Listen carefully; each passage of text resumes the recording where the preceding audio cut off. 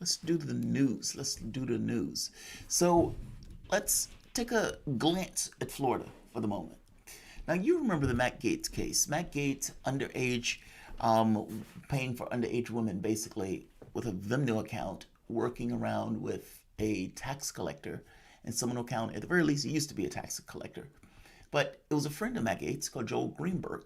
Now, Joe Greenberg has been indicted. And just so you can see pictures of who we're talking about, this is Joel Greenberg. Or at the very least, that was Joel Greenberg. This, Joel Greenberg, questioning, quizzical, quixotic. An unfortunate pose by Joel Greenberg, considering he is some of the charges are sexual trafficking and, of course, underage sex with a minor. This is what he looks like today. After, hashtag charges. This is Matt Gaetz. Now, Matt Gaetz, bombastic, Trumpian type politician. And the interesting thing about Gaetz has a reputation in Congress. Apparently, he goes around showing off his sexual exploits. So he would show people on his cell phone some of the women that he was messing with, including naked women. One with a hula hoop that sticks in my mind for some reason. But Gaetz' problem is that Greenberg is implicating Gaetz in the underage procurement of underage women, basically. And there's one in particular that has basically threw this case into a weird twist with Roger Stone entering even into this. I have no idea how Roger Stone continuously gets his head himself into these cases. But Roger Stone is now implicated in this case. Basically, well, I'll explain it on the other side, but Matt Gaetz is basically saying what people are saying about him is not true. He was being exploited or extorted, etc., etc. Fair enough. I'm just saying you can tell that to the court because it seems like Joel Greenberg is flipping, especially if it's to save his own hide or at the very least to cut down on the amount of time he may be facing. I mean, look at this. Greenberg is facing 21, where is it? Additional charges. Where's my article? Okay, I can't find it. But Greenberg is basically facing 21 additional charges in this point on money laundering, basically taking $400,000, I think 800,000, nearly $1 million total. So they are putting all sorts of charges on Greenberg in addition to the sexual trafficking charge, meaning they're putting all sorts of charges on him with the idea, I would imagine, on trying to get him to flip on Matt Gaetz. You think about it for the moment. If you knew that he was connected to Matt Gaetz, you knew that there was information about underage women that they believe that Matt Gaetz may be involved in, and you want that information. How do you do it as a prosecutor? You put pressure on the person. Pressure, you lean on them. Here's 27 additional charges. We're going to put you in prison for life unless you give us something that's going to keep our interest. Pique our interest, Joel. Pique our interest. Otherwise, we're walking out that door. And what does he do? What does he do in that situation? One charge after the next. And on some level, you're guilty on some of that stuff. And you know that just like I'm talking about it right now, the underage girl thing, that the prosecutor knows that you're guilty of these charges on some level. What do you do? Now, if you were Matt Gaetz, what are you thinking that Joel is going to do? Whatever you're using as an excuse of saying we did this, we were being extorted or whatever, what do you think Joel is going to say? And is Joel going to implicate you in charges? That's the thing that I would imagine is on Matt Gaetz' mind now. But the problem in this for Matt Gaetz is that Joel has already implicated him in all sorts of crimes with underage girls, in addition to implicating himself. Meaning, in a weird potential confession, Joel is basically explaining some of the things that took place, at the very least one crime, with an underage girl and explaining it to Roger fucking Stone. You would have thought that Roger Stone would have stayed out of this after being put in prison. Not so much. This guy has popped back into the headlines with a weird and bizarre twist in the story of Matt Gaetz. Welcome to the Soapbox.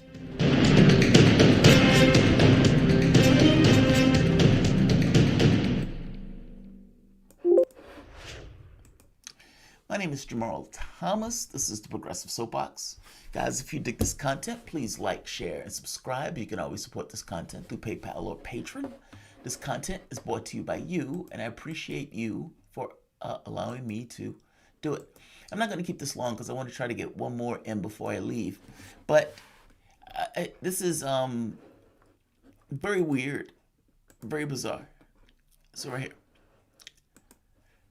New round of indictments allege Joe Greenberg stole money, hundreds of thousands of dollars of taxpayer money. This is what I'm getting at.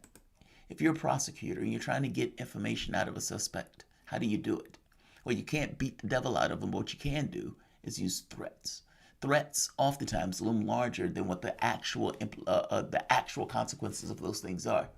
It's you not necessarily knowing how things can go out and having the faculty of sometimes thinking the worst, or at the very least having to consider worse. So the prosecutors put charges more and more and more until it gets to the point where you relent.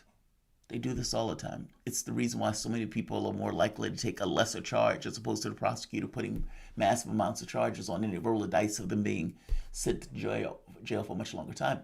And I just roll the dice from the standpoint of the person who's in there. The fact that they're there at all, in some cases, they may already have a dim idea of the justice system and any level of justice that's going to be applied to them, meaning they're more likely to accept what's given to them, realizing and acknowledging that they may actually get the worst because of the way the system is set up. Greenberg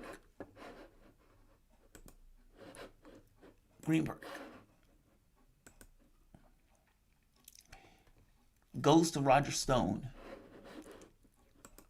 and says, Stone, I need a pardon.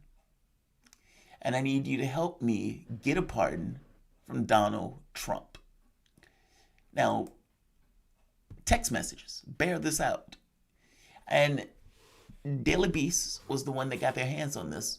But the text messages bear this out. This was the conversations that was taking place between Roger Stone and Joe Greenberg. On top of that, they contacted Roger Stone, and Roger Stone says, yes, I did not solicit that, meaning I wasn't trying to do that on my own. That wasn't what I reached out to do. He came to me for that.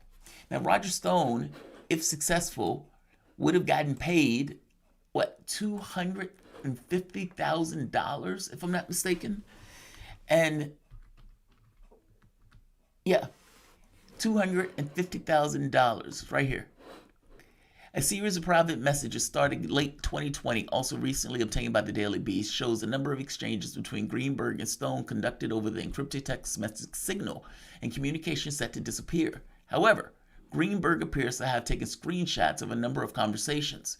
If I get you $250,000 in Bitcoin, would that help? Or is this not a financial matter? Greenberg wrote to Stone in one of the text messages. I understand all of this and I've taken it into consideration, Stone replied. I will know more in the next 24 hours. I cannot push too hard because of the nonsense surrounding pardons. What do you mean, laws? Is that the nonsense you're talking about, Stone? I hope you're prepared to wire me $250,000 because I'm feeling confident, Stone wrote to Greenberg on January 13th. He's trying to get a pardon before he leaves office. Meaning Stone is working with Greenberg and saying basically an intermediary between Trump. Now, this is how Stone got in trouble last time, right? Supposedly he was the intermediary between Julian Assange.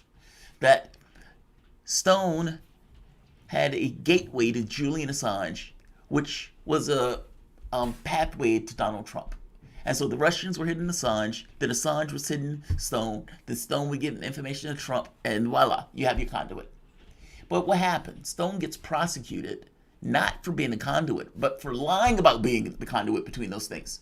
When it was realized that Stone was basically lying, well, Russiagate goes up in smoke at that point.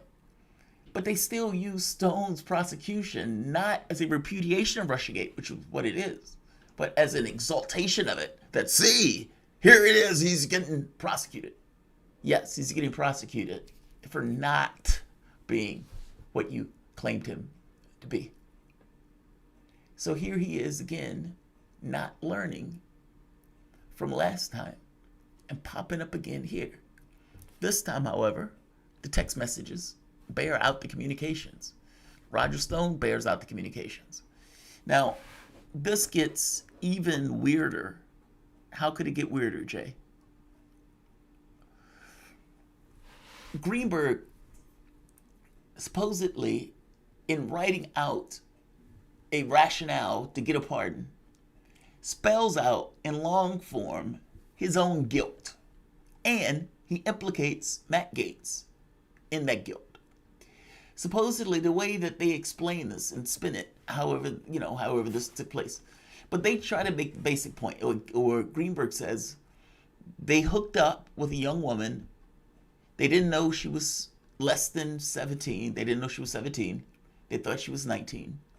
And when they found out she was 19 or 17, they stopped messing with her. Now, he's like, Gaetz stops messing with her until about 5 months after she turns 18. And then, of course, resumes. But the money and stuff like that was sent through the Vimeo account, Greenberg basically admits that he was the intermediary between Gaetz and the various women on that app. But the one in particular is the one where he implicates Gaetz in the crime, which is, of course, the 17-year-old. So, right here. And he writes this. Let's take the letters off the table for the moment and just go with what he writes to Roger Stone. In private messages to Stone, Greenberg described his activities with Gaetz, repeatedly referring to the Republican congressman as his initials MG, or as Matt. My lawyers that I fired know the whole story about Matt Gaetz' involvement, Greenberg wrote to Stone on December 21st. They know he paid me to pay the girls, and he and I both had sex with the girls who was underage. As part of the effort to obtain a pardon, Greenberg wrote multiple drafts of his confession letter. The Daily Beast obtained 2 typed confessions of an earlier handwritten copy. Like, this is, this was in a text message. So, take out for the moment the handwritten drafts. The text message, in and of itself, is basically him implicating Matt Gaetz. That's astonishing. And he's talking to Roger Stone in this whole process that seems absolutely random. And so now, what happens? Where does the prosecution go? Of course, I would imagine they're going to drag Roger Stone into this. So Roger Stone is back into the middle of the case. And, they're going to try to figure out whether or not the drafts of those letters are accurate or not. But either way. So right here. So in the letters, he confesses that he was given an anonymous tip September 4th, 2017, that basically says she's underage. And at that point, they stopped messing with her. He said they were shocked and disturbed by the revelation. He told her that it was dangerous for her to do that. She apologized and recognized that by lying about her age, she endangered many people. He continued, there was no further contact with the individual until after her 18th birthday. Now, again, there's no way to validate the letters. Meaning, there's text messages to Roger Stone, there's that, meaning it's signal. But there's also letters that supposedly were being drafted as a explanation of what the charges were about in order to try to get a pardon. Now, that part is weird. And that's weird on a few counts, because it's basically saying, I'm guilty, and so is Gaetz. Give us a pardon. That's the framing of this. And that it's kind of weird. I mean, it's like, do you really need to implicate yourself in a crime when you're asking for a pardon? I don't necessarily think so. I think the text messages, though, are more interesting. In fact, not just more interesting. I don't know how Roger Stone doesn't get pulled into this case. And from the standpoint of Gaetz and the way that his lawyer is talking, Gaetz is probably talking. Not Gaetz, I'm sorry. What is his name? His friend is Josh, is most likely talking. So, Greenberg. So the question becomes, what is Gaetz going to do? He looks like he's in trouble. And not just in trouble between Stone talking or between Greenberg talking. Considering they did all this stuff electronically, they're going to have the numbers, they're going to have the girl who was involved in this, they're going to have Greenberg, and they're going to have Stone. So if Gaetz is going to make this argument that this was some kind of exploitation thing or extortion ring, you better have a lot of evidence, because otherwise he is fucked. That's my assessment. Like, share, and subscribe. It's very, very weird. I mean, honestly, they haven't, just to be clear, the letters themselves haven't been verified. That's why I'm not overly focusing on the letters. I'm just kind of pointing out what was in some of the letters.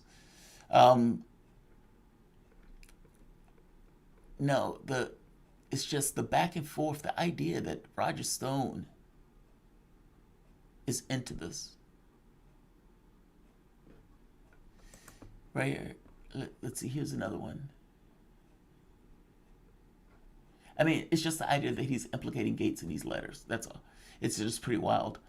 And then it's like, why are you implicating yourself in Gaetz and then asking for a pardon? Why are you doing that? Why are you doing that? I mean, it's bad enough that you're being accused of all these crimes in general. But he is basically asking Roger Stone to help him get a pardon. And Roger Stone says, yes, that's true. That's what he did. And the reason that he's writing those letters is because he's writing out a confession to explain why they're after him in order to get the probation. And of course, Stone is going to collect $250,000. Now the question becomes, did Stone even have a connection to Donald Trump at this point? I imagine Trump was talking to Stone because of his own issues at that point, so maybe. But it's just wild. That's all. Stone keeps. I'm surprised he hasn't learned his lesson. Let me see. I'm trying to. Right here. Here's another one. He was under pressure to flip. That was the other part. So this is the Washington Post. The alleged text messages also make it clear that Greenberg and now former local GOP officials in Seminole County was under tremendous pressure at the time to flip as the case was building. He reportedly said he was facing pressure to cut a deal with prosecutors to flip and inform on Gaetz. I'm sure Matt Gaetz is not feeling very comfortable today. That's what his lawyer said the other day. So, yes, he's trying to get him to flip. My lawyers and I... Right. So naturally, they think this is my golden ticket, meaning parole or probation. So yeah, I would say Gaetz is fucked. Gaetz is fucked.